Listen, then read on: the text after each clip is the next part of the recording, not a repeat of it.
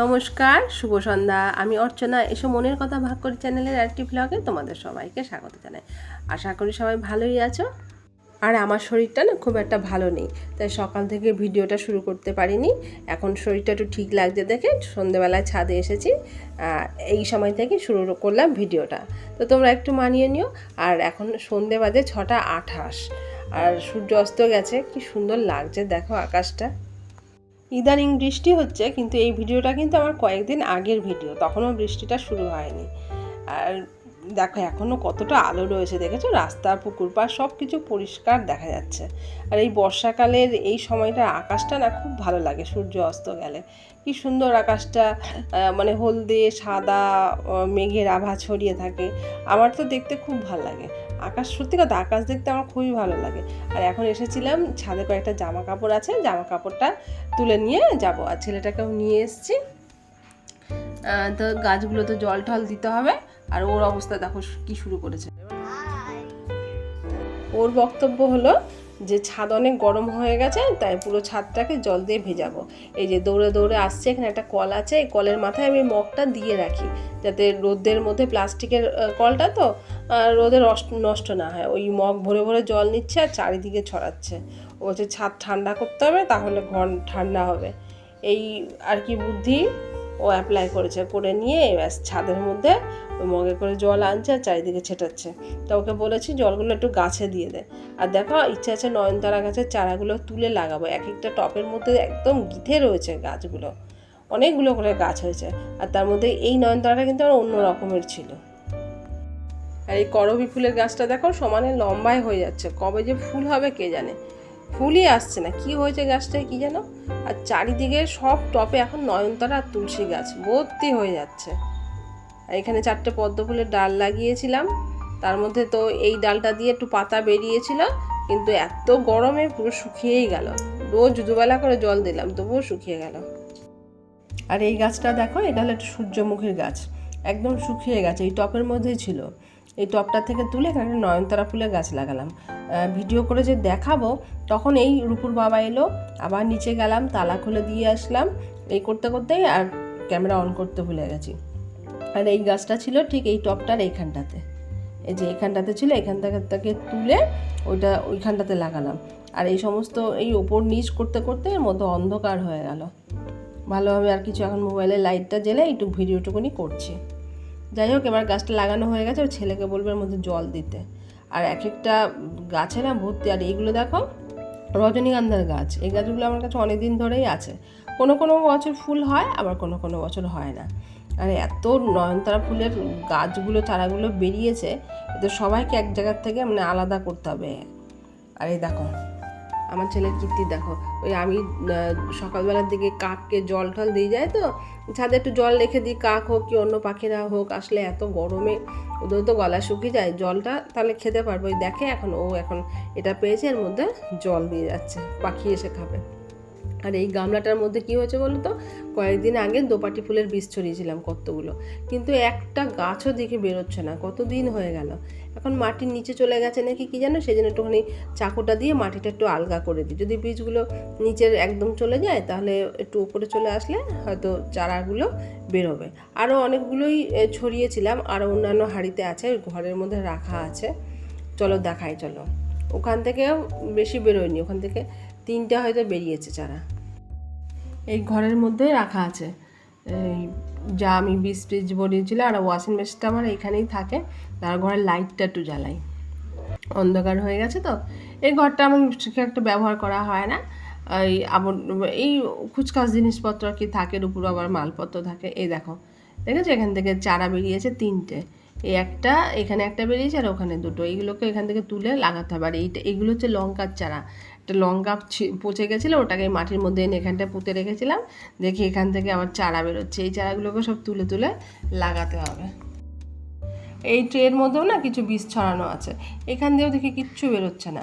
আর এই গামলাটার মধ্যে সূর্যমুখীর বীজ অনেক ছড়ানো ছিল, কত গাছ বেরিয়েছিল, আমি দেখে গেলাম ষষ্ঠীর আগে বেরিয়েছিল। তারপর আমি গেছি বাপের বাড়িতে গেছি ষষ্ঠীতে, এসে আর তখন আর কে জল ঠল দেবে, সব একদম শুকিয়ে ভাজা। যদি একটু বৃষ্টি হতো তাহলে হয়তো গাছগুলো বেঁচে যেত। এখন এই দেখো, দেখেছো, দেখো সূর্যমুখীর বীজের এই খোসাগুলো। আর ওই যেই সূর্যমুখী গাছটা আগে দেখালাম শুকনো, ওগুলো তারও আগে ছড়িয়েছিলাম, বড় হয়েছিল, ওগুলো চারা বেরিয়েছিল, ওগুলোকে সব লাগিয়েছিলাম। আরও 4-5টা গাছ ছিল সূর্যমুখীর আর কি, ওগুলো সব শুকিয়ে গেছে, মরে গেছে, তো এইগুলো সব নষ্ট হয়ে গেল। তো চলো আজকের মতন গাছ লাগানো শেষ, আজকে আর গাছ টাছ লাগানো যাবে না, অন্ধকার হয়ে গেছে, আবার কালকে দেখা যাক। এখন নিচে গিয়ে গা হাত পা ধোবো, ধুয়ে তারপরে সন্ধে পুজো করব। গাছে তো জলটাই দেওয়া হয়নি, ওই ঘরে চলে গেলাম, গিয়ে তোমাদের সঙ্গে গল্প করে যাচ্ছি। এবার তাহলে গাছগুলোতে একটু জল দিয়ে যায়। বৃষ্টির তো দেখাই নেই, তবে তোমাদেরকে তো আগেই বলেছি, আমার এই ভিডিওটা কয়েকদিন আগের ভিডিও, তখন এইভাবে বৃষ্টি শুরু হয়নি, রয়ে গেছিলো ভিডিওটা, এডিট করার সময়ও হচ্ছে না, শরীরটাও খুব একটা ঠিক নেই, তাই ভিডিওটা দিতেও দেরি হয়ে গেল। তো প্লিজ তোমরা একটুখানি মানিয়ে নিও, তোমরা তো দেখোই, আর তোমরা যারা আমার ভিডিওগুলো দেখছো তোমাদের সবাইকে জানাই অসংখ্য ধন্যবাদ, যারা আমাকে সাপোর্ট করছো তাদেরকেও জানাই অসংখ্য ধন্যবাদ। এইভাবেই তোমরা আমার পাশে থেকো, আর আমিও পাশে থাকবো তোমাদের সবারই, অনেকের পাশে রয়েছিও, আস্তে আস্তে সব দেখছি। এবার সাপোর্ট করে দিলে তো হবে না, একটু একটু করে তো ভিডিওগুলো দেখতে হবে, ভিডিও দেখবো, লাইক করব, কমেন্ট করব, তারপর তো বন্ধু করব, তো সেভাবে আমারও চলছে। আর যেই গাছটা দেখছো জল দিলাম, এটাকে না বলে জোয়ান পাতার গাছ, কিন্তু জোয়ান গাছ এরকম হয় না আমি জানি, কিন্তু পাতাগুলোতে পুরো জোয়ানের মতন গন্ধ, এগুলো দিয়ে না বড়া খায়। এই আমার বাড়িতে যে একজন কাজ করে, যাকে লাগিয়েছি, ওর নাম শিলাদি বলে ডাকি, ও এনে দিয়েছিল কয়েকটা ডগা ভেঙে ওখান থেকে পাতাগুলো দিয়ে বড়া খেয়েছি, বেশ ভালো লেগেছে। তারপর ওই ডগাগুলোকে লাগিয়ে রেখেছিলাম, কি সুন্দর হয়েছে দেখো। আবার ভাবছি এগুলো আবার একটুখানি বড় হোক, এই পাতাগুলোকে ছিঁড়ে করবো। ছেলে দেখছে জোয়ানের গন্ধ, বড়া ভেজে খাবো, তারপরে আবার ডালপালাগুলোকে একটু ভেঙে আবার অন্যটায় লাগাবো, তাহলে আবার হয়ে যাবে। সবাইকে জানাই শুভ সন্ধ্যা, যদিও সন্ধ্যা পেরিয়ে এখন কিন্তু রাত্রি 9টা, তবু সন্ধ্যাবেলায় তো ক্যামেরাটা অন করা হয়নি, তাই এখন তোমাদেরকে শুভ সন্ধ্যা বলে দিলাম। আর যে বলছিলাম না আমার শরীরটা খুব একটা ভালো নেই, তাই ও বেলায় সেভাবে রান্নাবান্না হয়নি, তাই এবার রাত্রেবেলা একটু কিছু ভালো মুখে তুলে না দিলে কি হয়, সে নিজের কাছে একটা পাপ বোধ মনে হবে, মনে যেন আমি একটা পাপ করে রেখেছি। সেই জন্য আজকে রাতে হবে এক তরকা আর রুটি, তো সেই সন্ধ্যেবেলাতেই আমি এই তরকা ডালটা ভিজিয়ে রেখেছিলাম, এখন সেদ্ধ করে নেব। এই দেখো ডালটা 2টো সিটি দিয়ে সেদ্ধ করে নিয়েছি, আর যে এইরকম সেদ্ধ করেছি, খুব একটা গলেও যায়নি, আবার খুব একটা গোটাও থাকবে না। আর ডালটার মধ্যে আমি হলুদ দিইনি, শুধু লবণ দিয়ে সেদ্ধ করে নিয়েছি। আর এটা সেদ্ধ বসিয়ে দিয়ে এদিকে একটুখানি সবজি বানিয়ে নিয়েছি। সবজির মধ্যে নিচে একটু পেঁয়াজ, একটু রসুন কুচি, আদা কুচি, আর এখানে আছে কিছুটা 2টো টমেটো আর একটু কাঁচা লঙ্কা, 3টে কাঁচা লঙ্কাই নিয়েছি, খুব একটা ঝাল তো আমরা খেতে পারি না। আর ফ্রিজে একটা ডিম আছে, আর কেশরি মেথিও আছে, এই 2টো জিনিস তো দিতেই হবে, একটাই ডিম আছে, ওটা দিয়েই করব। আর আমি যতটা পারি না একটু সহজভাবে রান্না করার চেষ্টা করি, মানে ঘরে যখন যা থাকে সেটা দিয়ে সেটাকে করে ফেলার চেষ্টা করি। দেখো সর্ষের তেলটা গরম করে নিয়েছি, সর্ষের তেল, আর এর মধ্যে একটুখানি তেজপাতা আর জিরেটা একটু ফোড়ন দিয়ে নিলাম, একটু কিছুক্ষণ এটাকে নেড়ে নেবো, যাতে তেলের মধ্যে তেজপাতা জিরের গন্ধটা চলে আসে। আমাদের মেয়ে মানুষদের কি বলো তো, ওই যদি ভাবি যে এবার একটা শরীরটা একটু খারাপ লাগলে একটু শর্টকাটে ছেড়ে দিই, কিন্তু ব্যাস তারপরে শরীরটা ভালো লাগলেই ওইবেলা মনটা খচখচ করতে থাকে, যে ওইবেলা তো ভালোভাবে রান্না করতে পারলাম না, এইবেলা একটুখানি ভালো করে কিছু রান্না করে খাওয়াই ঘরের লোকদের, এইটাই হয়ে যায় সমস্যা, ফাঁকি তো মারতে পারি না। আর দেখো তেল গরম হয়ে যাওয়ার পর এর মধ্যে কাঁচা লঙ্কা দিয়ে দিলাম, তারপরে আদা কুচি রসুন কুচিটা দিয়ে পেঁয়াজটাও দিয়ে দিলাম। এবার সবগুলোকে কিছুক্ষণ একটুখানি লবণ দিয়ে নাড়বো, একদম কড়া ভাজা করবো না, যখন সব কিছু একটুখানি সেদ্ধ হয়ে আসবে তখন এর মধ্যে টমেটো দিয়ে দেবো।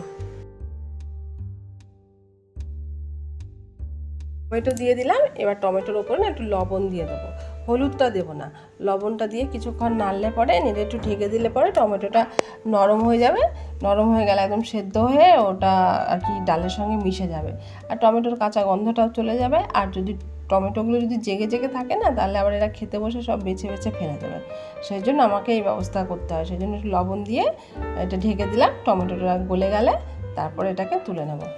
দেখো ইতিমধ্যে টমেটো গলেও গেছে, আমি ঢাকনাটাকে তুলে নিচ্ছি।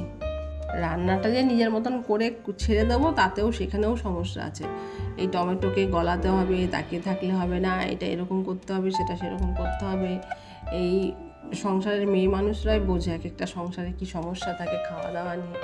এবার এর মধ্যে আমি একটু দিয়ে দিলাম জিরের গুঁড়ো, ধনের গুঁড়ো কিন্তু দেবো না, কারণ এখন তো অনেক গরম, ধনের গুঁড়োটা খেলে পরে না সমস্যা হয় বেশি, সেই জন্য শুধু জিরের গুঁড়ো দিয়ে দিলাম আর দিয়ে দেবো হলুদ।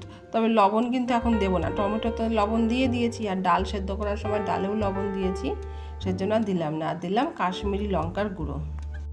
এবার একটু চিনি দিয়ে দেবো, তোমরা যারা চিনি খাও না তারা দেবে না, তবে আমাদের একটু সব কিছুতে একটু হালকা মিষ্টি থাকে, আমি সব রান্নাতেই সামান্য করে অল্প করে চিনি দিই। এবার সবজিগুলো আর মশলা সব কিছু ভালোভাবে একসঙ্গে মিশিয়ে নেব। আবার এর মধ্যে একটু দিয়ে দেবো জল, আর ফ্লাক্সে তো আমি গরম জল করেই রাখি, সেই গরম জলটা একটু দিয়ে মশলাগুলোকে ভালোভাবে একটু কষিয়ে নেব। জলটা দিয়ে কষালে কি জিনিসটা ভালো হয়। এবারে এটাকে কিছুক্ষণের জন্য ঢেকে দেবো, ঢেকে দিলে কি হবে মশলার গন্ধটা না এর মধ্যে থেকে যাবে। আর দেখো ভালোভাবে মশলা কষানো হয়েও গেছে, এবার ডালটা দিয়ে দেবো। মশলা দিয়ে পুরো তেল ছেড়ে দিয়েছে, তেলটা ছাড়লেই বোঝা যায় যে মশলাটা কষানো হয়ে গেছে। কেউ চাইলে এই অবস্থাতেও ডিমটা দিয়ে দিতে পারো, কিন্তু ডিম তো তরকারির মধ্যে ডিম তো পরেই দেয় না, তো সেজন্য পরেই দেবো। সেদ্ধ করা ডালটার মধ্যে দিয়ে দিলাম, ডালের মধ্যে তো লবণ দেয়াই রয়েছে। কী বলো তো, রান্নার মধ্যেও না অনেক ছোটোখাটো টিপস থাকে, সেগুলোকে যদি ঠিকঠাক করে মেনে করা যায় রান্নাগুলো, তবে সামান্য জিনিস দিয়েও কিন্তু অনেক সুন্দর সুন্দর রান্না করা যায়। এবারে এলো কেশরী মেথির পালায়। কেশরী মেথিটা অনেক দিন থেকেই আমার ফ্রিজে রয়েছে, এটা এক প্যাকেট কিনে নিয়েছিলাম, অনেক দিনই চললো মোটামুটি। এগুলো অবশ্য নষ্ট হয় না, শুকনো জিনিস তো, তার মধ্যে আবার ফ্রিজে রাখা, তো এটা অনেক দিন আছে। তো কেশরী মেথিটাকে আমি কি করব, একটা অ্যালুমিনিয়ামের বাটি বসিয়ে দিয়েছি, এর মধ্যে একটু দিয়ে হালকা একটুখানি রোস্ট করে নেব, তাহলে কি তারপর হাতের ডোলে দিয়ে দিলে এর মধ্যে গন্ধটা আর কি ভালো হয়। আর অ্যালুমিনিয়ামের বাটি আমি বসিয়েছি, এটা দেখে আবার তোমরা কেউ কিছু ভেবো না, কারণ অ্যালুমিনিয়ামের বাসন এখন খুব একটা লোকে ব্যবহার করে না। তবে সত্যি কথা বলতে কি 2-4টে অ্যালুমিনিয়ামের বাসন কিন্তু রান্নাঘরে রাখা অতি দরকার, অতি অবশ্যই দরকার। এক এক সময় এই অ্যালুমিনিয়ামের বাসনগুলো না খুব প্রয়োজন পড়ে যায়। আর দেখো ডালটা তো ফুটছে, এখন আমি একটা ডিম নিয়ে নিয়েছি, ডিমটাকে একটু বাটিতে একটু নুন আর অল্প করে একটুখানি হলুদ দিয়ে এটাকে ফেটে নেব। হলুদটা দিই কেন বলো তো, ওই ডিমের মধ্যে অনেক হলুদে থাকে কোয়েনজাইম, যেটা ব্যাকটেরিয়া মারতে সাহায্য করে, সেই জন্য।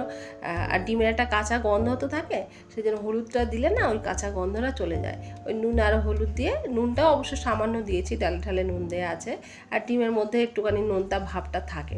এটাকে ফেটিয়ে নিলাম, এবার এটাকে ডালের মধ্যে অল্প অল্প করে ঢেলে দেবো। ডিমটা আর একটু বেশি হলে ভালো হতো, কিন্তু কি করা যাবে, বললাম না যা থাকে তাই দিয়ে করার চেষ্টা করি। একটা ডিম ছিল, একটা ডিম দিয়েই মোটামুটি হয়েই যাবে। আর তাছাড়া আমরা তো নিজেরাই খাবো, কোনো আত্মীয় স্বজন তো আর ঘরে আসেনি যে তাকে একটু অনেক ভালো করে দিতে হবে, আমরা নিজেরা খাবো, তো এতেই হয়ে যাবে। ডিমগুলো কি সুন্দর ডেলা পাকিয়ে যাচ্ছে, দেখো কি ভালো লাগছে না দেখতে।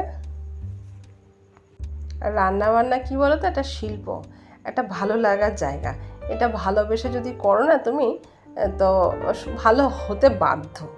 আর এইবার একটু দিয়ে দেবো গরম মশলার গুঁড়ো, এটা সানরাইজের গরম মশলার গুঁড়ো, যা রান্নার স্বাদ দ্বিগুণ করে দেয়। এবারে যে কেশরী মেথিটা একটু গরম করে রেখেছিলাম শুকনো কলায়, সেটাকে একটুখানি হাতে ডলে নিয়ে এর মধ্যে ছড়িয়ে দেবো, ব্যাস মোটামুটি রান্না আমার কমপ্লিট। এবারে লাস্ট যে কাজটা থাকে সেটা সব কিছুর সঙ্গে একটু নেড়ে চেড়ে সব কিছু মিশিয়ে নিতে হবে, ব্যাস তাহলে রেডি একদম টেস্টি তরকা। এই দেখো ডালটা একটু দেখিয়ে দিই, এই দেখো ডালটা খুব একটা গলেও যাবে না, আবার খুব একটা শক্তও থাকবে না। আর তোমরা চাইলে না এর মধ্যে এই সময়টা একটু বাটারও দিয়ে দিতে পারো, তা আমার কাছে বাটার আনা নেই তাই আমি বাটার দিলাম না। এবারে করতে হবে রুটি, আটাটাও মেখে নিয়েছি, আর ওদিকে চায়ের বাসন টাসন তোমরা দেখতে পাচ্ছ এখনও ধোয়া হয়নি, একেবারে এই রুটিটা করে নিয়ে সব কিছু সেরে তারপর রান্নার জায়গা পরিষ্কার করব, তখন বাসনও ধুয়ে ফেলবো।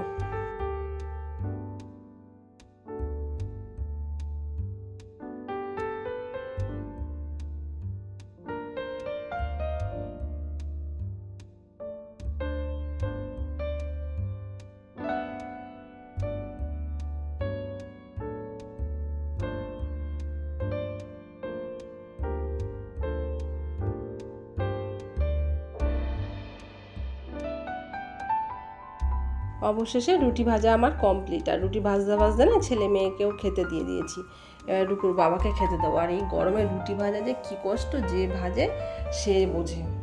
এবারে আমার কর্তার প্লেটটা রেডি করব। আর যেটা বলছিলাম, রুটি ভাজা কষ্ট বলতে কি মানে গরম যে লাগছে সেটার চাইতেও বেশি কষ্ট কী বলতো, ওই যে গা দিয়ে সুরসুর করে ঘাম বেয়ে বেয়ে পড়ে, ওটাতে যেন বেশি বিরক্ত হয়। আর শুধু রুটি ভাজা কেন, রান্না করাটাই বা কি সুখের নাকি? গরমের মধ্যে না এই উনুনের কাছে এই আগুনের তাপে যারাই কাজ করুক না কেন সবারই খুব কষ্ট, কিন্তু কি করা যাবে, করতে তো হবে। এবারে আমরা শুধু আমাদেরটা ভাবলে তো হবে না, পুরুষ মানুষদেরও তো কত কষ্ট বলো, ওদেরকে তো রোদে রোদে বাইরে ঘুরে ঘুরে কাজকর্ম করতে হয়, কত লোকের কত রকমের কাজ। কেউ উনুনের ধারে বসে কাজ করে, কেউ কোনো হয়তো যারা সোনার কাজ করে কোনো প্রদীপ টদীপ জলে সেই ছোট্ট ঘরের মধ্যে সেখানে কাজ করে, কত লোক রোদে ঘুরে ঘুরে কাজ করে, সবারই কষ্ট, কি করা যাবে। তো এই নিয়ে চলতে লাগবে। তো প্লেটটা মোটামুটি রেডি।